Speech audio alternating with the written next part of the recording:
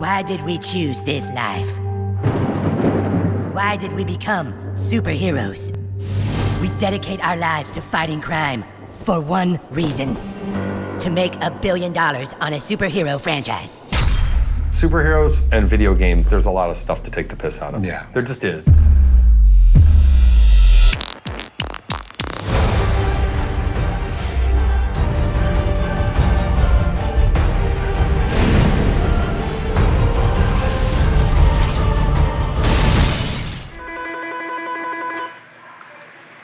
Hello, South Park. We learned so much from Stick of Truth that we decided, let's do another one and take everything we've learned and kind of make it better. And so We did learn a lot, and I think this game's gonna be much, much better.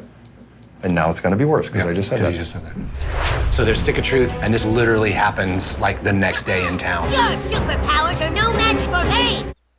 Everybody switch games, we're playing superheroes now! And you're still that same character. You're still that kid that did all that stuff with the stick. This dork? Like, wearing a little crown? And now something new is happening in town. And so even though you've really risen to prominence in the Stick of Truth game, they're all like, well, you can't play this with us. You're nobody again. Does this look like a superhero to you? It just seems like a perfect RPG thing of like, you're this big, powerful person, and now you're nothing, and you've got to work your way back.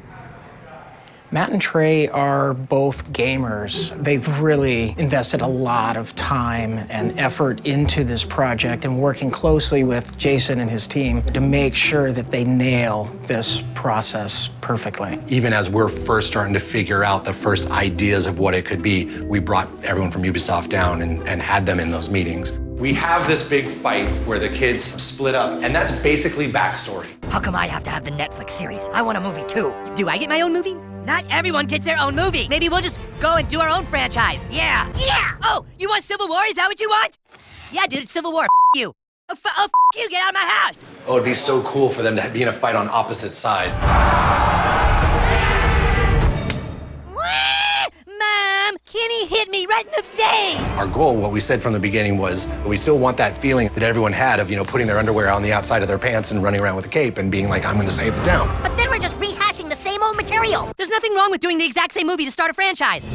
How's it going, bro? I started going back and watching PewDiePie play Stick of Truth. This game is really detailed. You gotta appreciate it for that, man. And it was just the best material I could have, because it was like, I was watching an audience member play it and what they were thinking about it.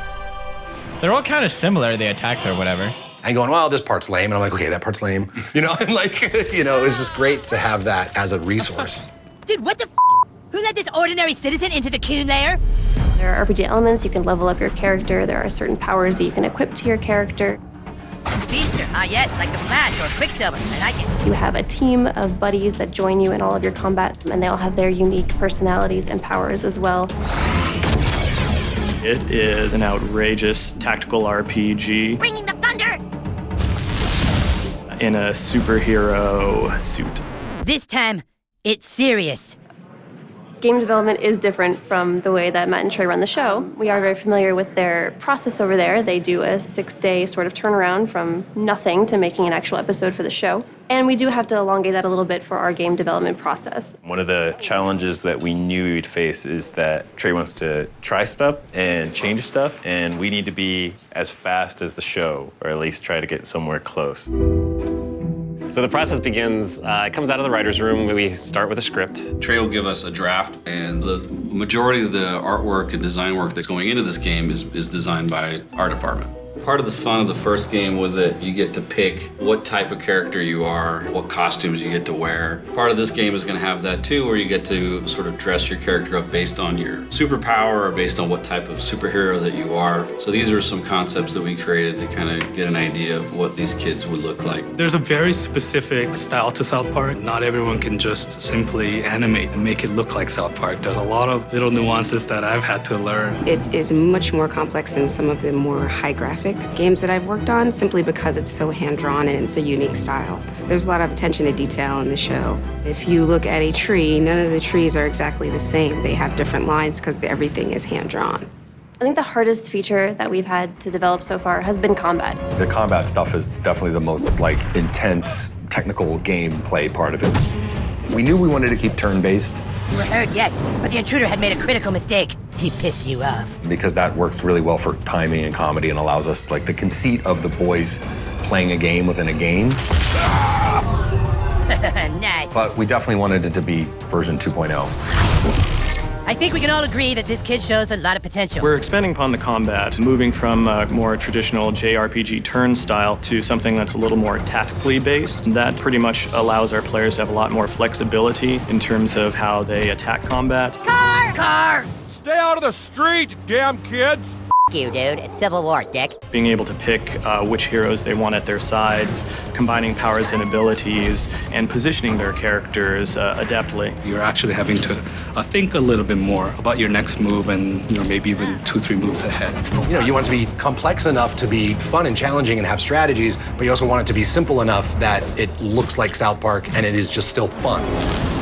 We established in Stick of Truth that you have a magical butthole, and so this kind of goes to the next level where we're like, you how get can we make your farts more powerful than what it was in Stick of Truth? And we're like, could start to bend time. Yeah, if you make it really rips a hole in the space-time continuum. You really rip one. You can really rip one. Which again was one of those things like, oh, that's a great idea, but then when you start to put it into a video game system, it's really hard to figure out. So I think we figured out a good time fart system.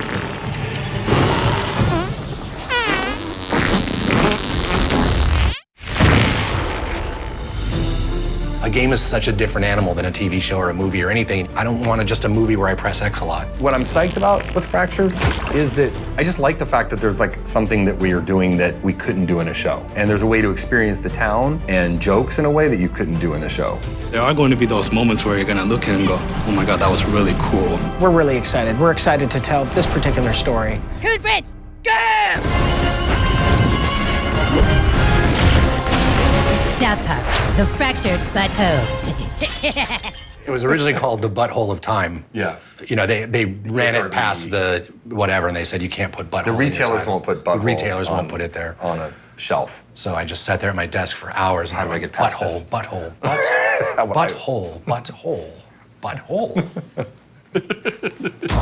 It was actually one of my proudest moments.